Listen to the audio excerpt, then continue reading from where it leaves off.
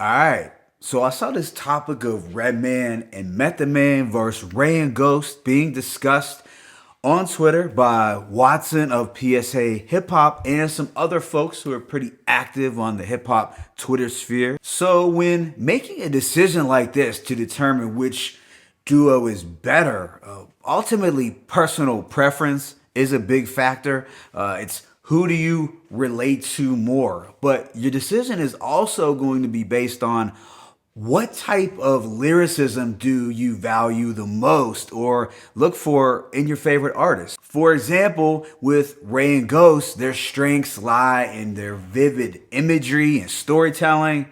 And with Red and Meth, it's their flow, personality, humor, wordplay, and the witty bars. Now, for me, this was really easy to decide upon. So while Red and Meth are an iconic and dynamic duo with exceptional solo careers, I just personally prefer to listen to Rae and Ghost. The thing about Rae and Ghost is that they were able to pull from a variety of influences that made their overall style as a duo so creative and unique. Some of these influences and themes included organized crime, the Italian mafia, 70s blaxploitation films, 70s soul and pimp culture, and of course 5% teachings.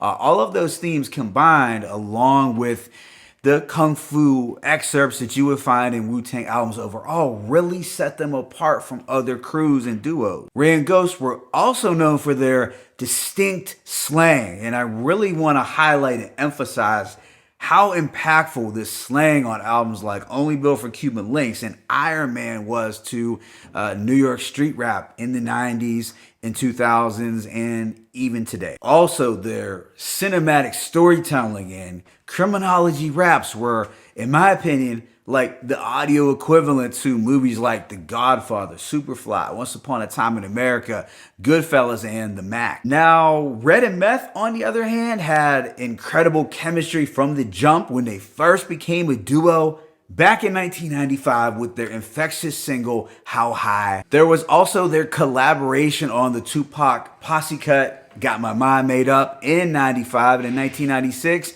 they joined forces on Redman's Muddy Waters album. Red and Meth had also made an appearance on the dope posse cut 4321. But when the majority of folks tend to think of Red and Meth as a duo, they really focus on the Blackout albums. So when you compare the two groups, Red and Meth clearly have more upbeat energy, up-tempo flows, and witty bars. One could argue easily from a technical rapping perspective where the focus is on bars, punchlines, clever wordplay. Red and Meth are superior to Rae and Ghost. And I do know one thing is that Method Man is the best rapper out of everyone here as far as having the complete package. In 2022, Method Man's flow and pen game is just as sharp as it was in the 90s. I mean, the man hasn't lost a single step. So if your main focus as a listener is strictly on the bars, then I can see why Red and Meth would be the better duo. But if you watch my reviews, you know that I am big on storytelling, cinematic raps, artists painting pictures, and the whole mafioso and blaxploitation aesthetic. I probably got that from Rae and Ghost coming up. Matter of fact, I know I did, as I consider Only Built for Cuban Links to be my favorite album of all time. And if I have to choose between listening to projects like Only Built for Cuban Links 1 and 2, Iron Man, Supreme Clientele, and even Bulletproof Wallets, I'm going to listen to those over the Blackout albums twice on Sundays. That's me. But to offer some perspective, outside of music, I tend to prefer to watch darker and slower building crime dramas, gangster movies, and mafia movies. I prefer those over comedies. And clearly, the bulk of Red and Meth's collaborations were more on the upbeat and lighthearted side of things than the more serious and grimy undertones found on a lot of Rae and Ghost's projects. Now, Ghostface obviously became more animated over the years, but as a whole, the duo of Rae and Ghost is much darker than Red and Meth. As Rae and Ghost sound was equivalent to a Mario Puzo novel, a Donald Goines book, or a Scorsese flick. Having said that, I also feel that Rae and Ghost offer a little bit more substance too. The thing to remember is that they did bring more to the table than just gritty crime tales. They also sprinkled in some introspection, especially Ghostface, more so than Red and Meth.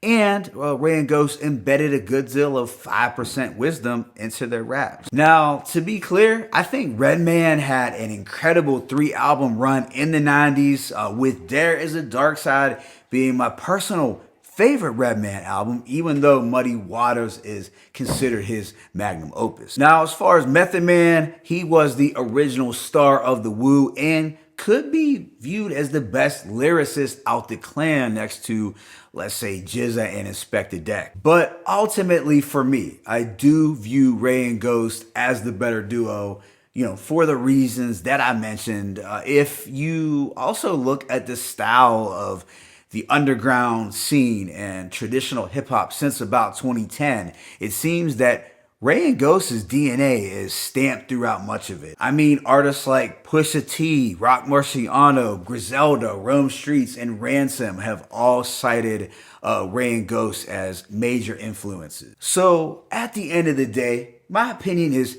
purely subjective, as I love and respect both groups a lot. It's just, if you're gonna make me choose, I am going with Rae and Ghost. Let me know in the comment section, who you view as the better duo and why. It's your boy Mixtape Moth. I'm signing out, but be sure to hit that like button and please subscribe. As always, it's peace and blessings. Who's the better duo, Red and Meth or Rae and Ghost? One.